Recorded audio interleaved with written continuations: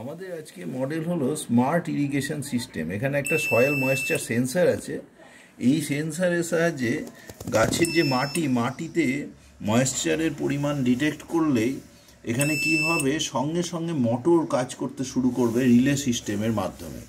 কিন্তু যখন এখানেতে আমরা গাছ না নিয়ে জলের মধ্যে ডুবিয়ে রেখেছি ময়েশ্চার সেন্সার, ময়েশ্চারের পরিমাণ বেশি, তখন এখানে একটা কিন্তু সবুজ এলইডি জ্বলছে এবং কোনো শব্দ নেই। কিন্তু যেই আমি এখান থেকে তুলে নিচ্ছি, অর্থাৎ এখান থেকে তুলে নিয়ে আমি বোঝাতে চাইছি যে যখন ময়েশ্চার কম, তখন পুরো সিস্টেমটা কাজ করছে এবং এখানে দেখা যাচ্ছে মোটরটাও নিজে কাজ করতে শুরু করলো।